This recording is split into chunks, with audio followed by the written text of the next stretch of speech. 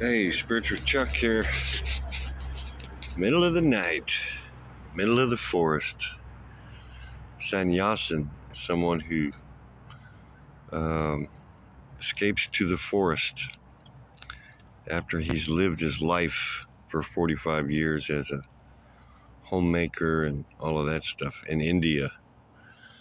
The four castes, the Brahmin caste and the Untouchables and the Scientific caste, and there's one other caste I can't think of right now, but they're all four castes and everybody's part of them until they get to be 45 and raise their kids, and the kids take over their business, and then they give away all their stuff to their kids, and they go to the woods, and they understand, become a sannyasin. I remembered that because I listened to a talk by Alan Watts. It's called, "Is This a Simulation?" Fantastic talk on YouTube. I'd highly recommend you listen to him. I love Alan Watts. He's a trip. If you get tired of his slow talking, you can speed it up to 1.25 like I did. And then when I did that, you know what? He's kind of sketchy like I do. You know, when I speed it up to 1.25, I sound a little sketchy. But it doesn't mean that the content is not there.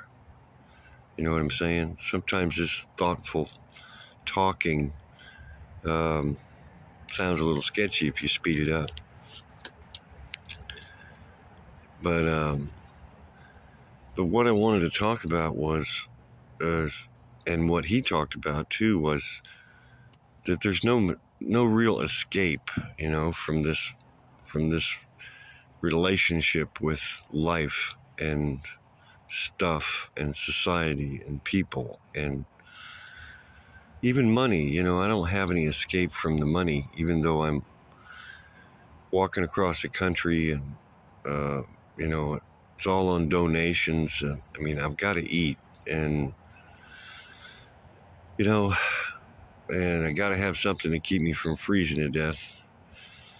And you know, there's just this relationship that continues, even though I'm, you know, as free as one could hope for in this society, or whatever, you know, whatever you hope for. I'm having a relationship with insects in the forest. That's what Alan was talking about. He's like, first thing you notice is the insects. And I notice the insects. And one thing I noticed about the mosquitoes is just amazing to me. And there's some little bitty mosquitoes out here, and they're super fast. Man, I can't slap them. They're so fast. And not only that, but they're super smart. It's like they'll go to somewhere that I can't see them, you know, on the back of my hand or whatever, and they'll wait too. They'll wait for me, you know, at a moment when I'm not looking or whatever. I mean, it's just like they seem really smart. I'm smarter than I ever realized mosquitoes were. I've got a new respect for them. Anyway, and then the ants, and I catch the little spiders in here sometimes, and I just catch them with a napkin. I catch the ants with my hands, but I catch spiders with a napkin because I don't want them to bite me. And just throw them out, you know. It's not like a big deal. Sometimes I let the ants hang out for a minute. Maybe get a bite to eat.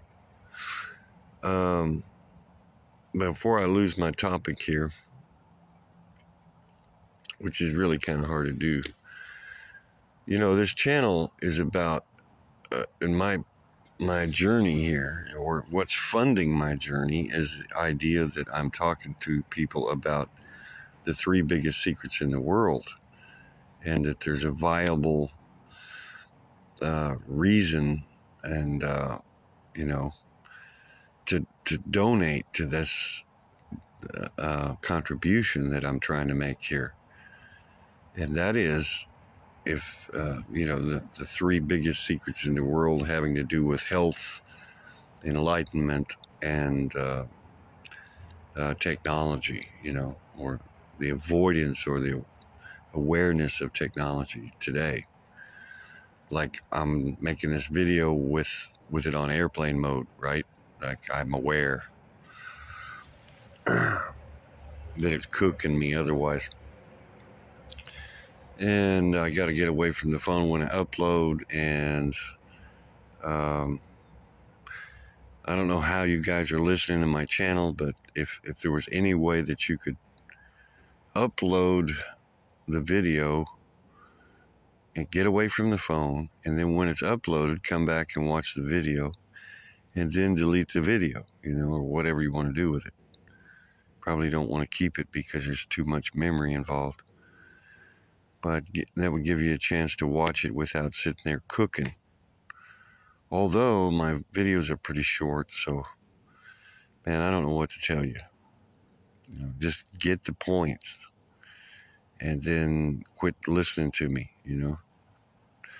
I figured this was going to be a limited time offer anyway, in terms of me being able to do this, because of the level of exposure plus the level of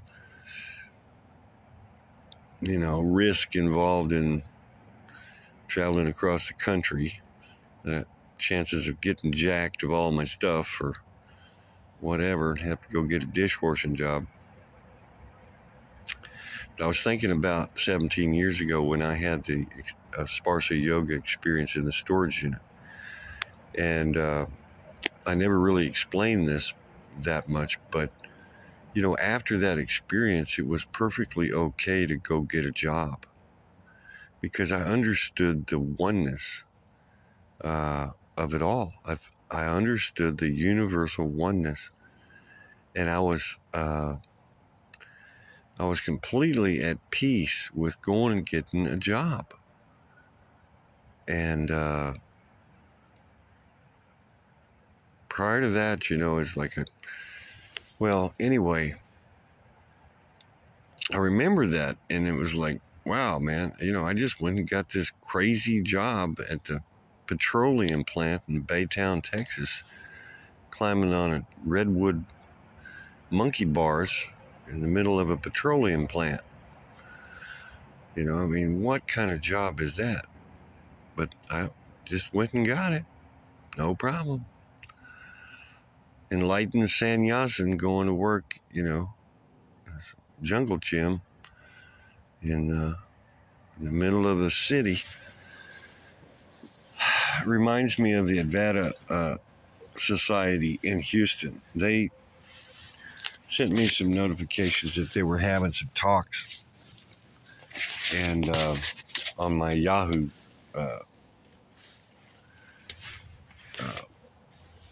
website, channel, or whatever, and they say that masks were required. And I thought, isn't that ironic? We've got an enlightenment organization here that's telling me I need a mask to go in and see one of their talks, and yet it has nothing to do with the biological mask or biological germs that are being transferred. It's technological germs that are being transferred. You'd think that these people would know that if they were enlightened. That's my shout out to the Vedanta Society in Houston. Sorry, guys, but it's the way it is. God bless you, All right, hang on. So back to the point. These three, excuse me, these three secrets that I've been talking about on the channel are all in an effort to have you realize one thing, and that is that this is all one, that this is a oneness that exists on a universal scale. And when one knows that oneness, one is at peace and one can go and do anything, and it doesn't matter, including die. Make your exodus, whatever you want to call it. It's like in bliss, It's like it's a blissful experience that I had 17 years ago, and because it's a peace that surpasses all understanding, and it produces a courage that's unbelievable. It's like what all the gurus were talking about, and the Japanese guys that are fearless and all of it.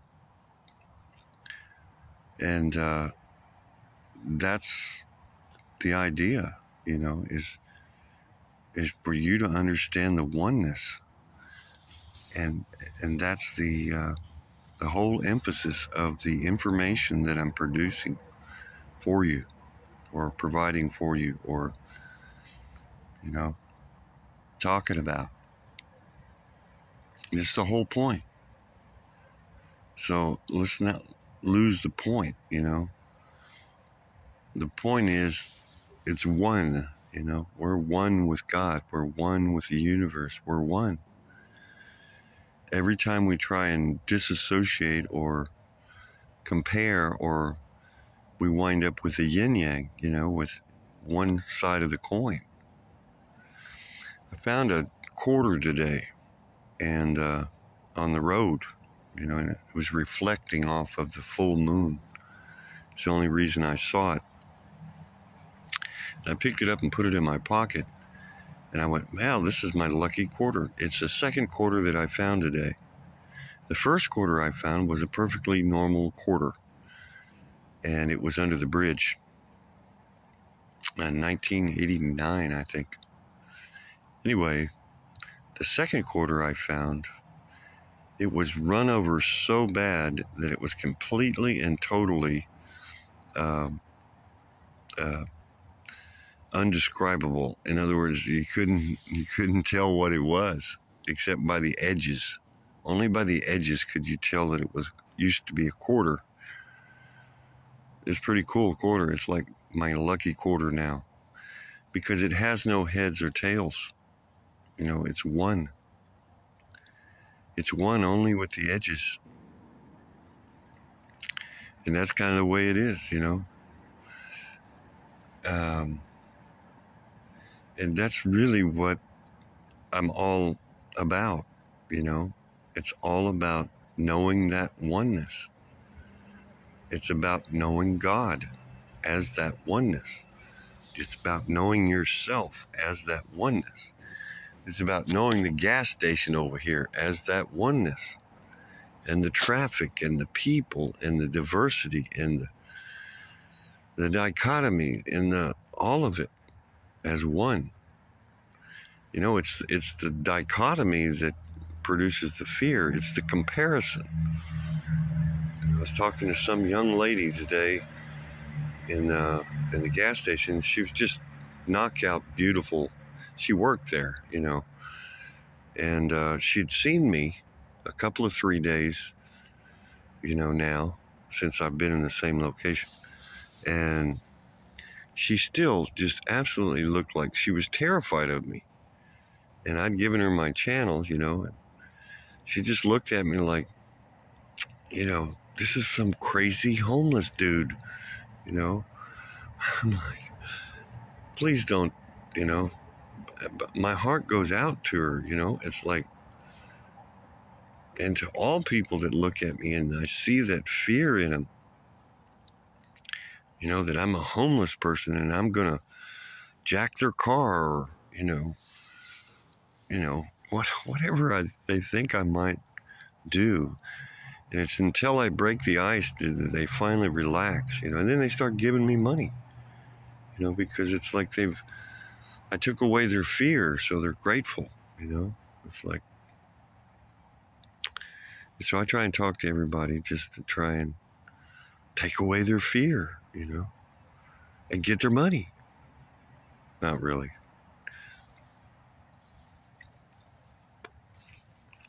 But on the other side of the coin, I want to thank everybody that's given me donations. It's like unbelievable. It's been just incredible. Even if it's $5 a day, it's whatever it was enough to keep this going and to keep the message flowing. And so I'm eternally grateful to all of you as one, that this has been a great experience, and you've helped me to continue to share it and experience it. So God bless everybody, all of you. Thank you so much. Even if I didn't remember your name or I forgot to give you a shout out, I told a lot of people I was going to give them a shout out, and I forgot. It's like I talk to so many people, and I want to give them all a shout out. So that's what I'm doing right now. I'm giving you all a shout out as one big shout out to God, Thank you, God, for being one and the many, It's like I saw something on Lucifer, and I was like, man, I really never studied Lucifer. But he was the shining star. He was the bright star. He was the one that manifest all form, took on the response. I guess the responsibility of all form, so that we could see something besides just the light. Because without form, and you say, okay, well, form is the opposite of formless, and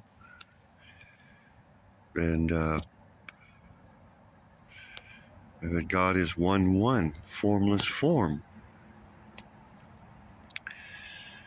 So thank all form, thank you all form, because otherwise I just see the light, the oneness. There wouldn't be any diversity, wouldn't be any dichotomy, wouldn't be any of that.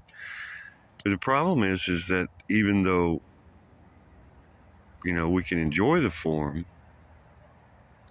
it still causes us so much suffering.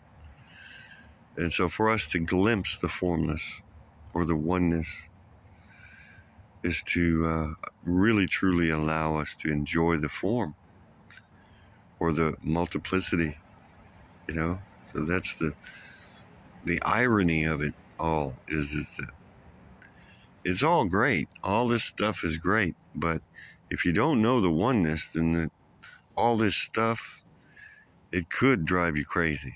It could scare the crap out of you, like it did me for most of my life. That's why I sought the peace of enlightenment, of oneness, of God. And it's pretty easy to accomplish. It's a lot easier to accomplish than a lot of these teachers have said. And the way that I did it, very undisciplined way, this person, me, is very undisciplined, was to go to sleep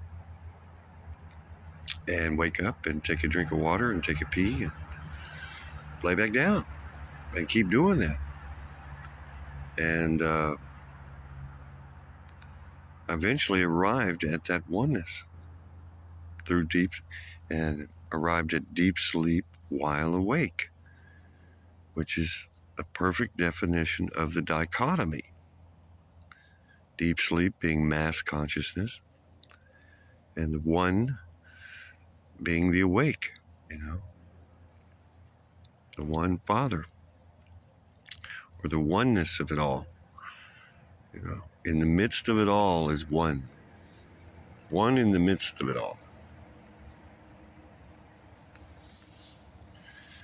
So these big secrets that I'm telling you, they're pretty important for just being able to do nothing.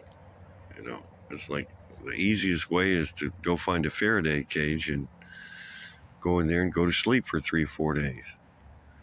Another easy way is to go find you a cabin in the woods, you know, it's cool and dry and bug free, and you can close all the windows and it's perfectly dark. You go to sleep for 3 or 4 days and wake up. You know, that's the way to do it. And this is all the importance of why you need to do it. So it's really pretty simple. It winds up coalescing into a simplicity that is so liberating. It's beyond comprehension.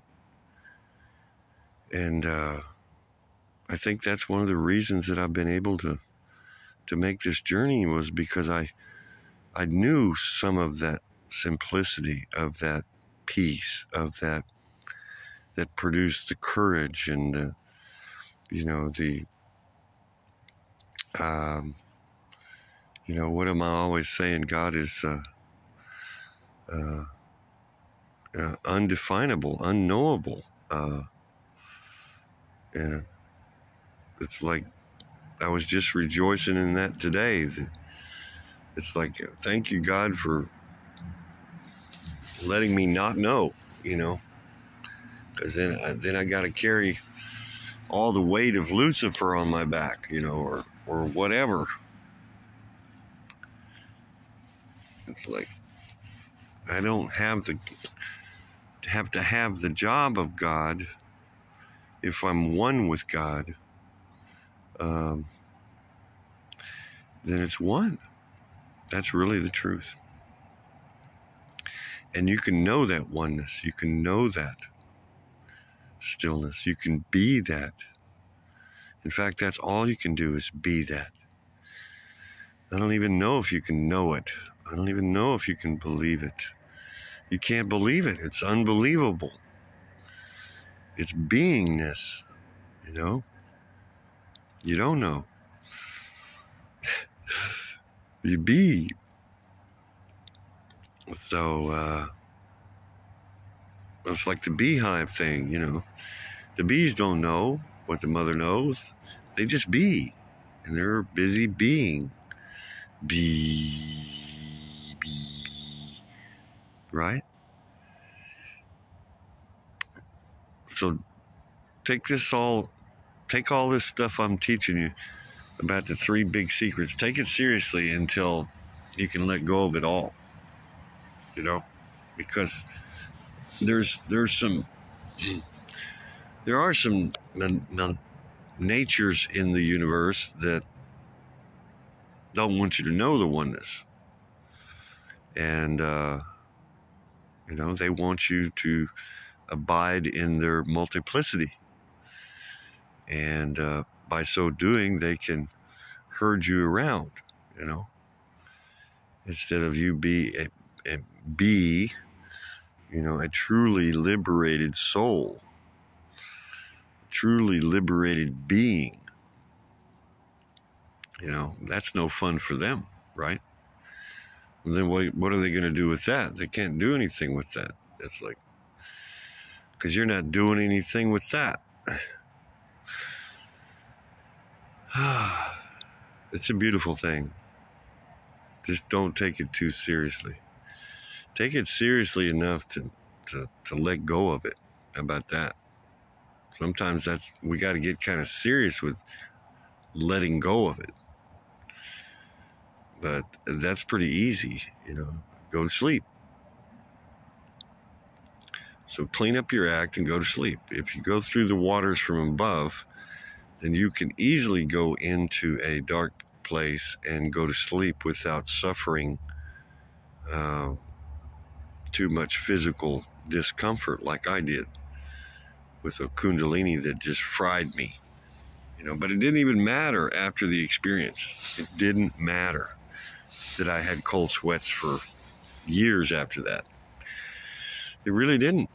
It was like, okay, well, that's the way it is. You know, it's like waking up this morning or the other morning with the left leg that didn't work, you know. I'm like, well, that's the way it is. Well, guess what? news on the leg. The leg started working again. And it's getting stronger every day. It's like, I think tomorrow I'm going to be able to actually pack up and keep moving.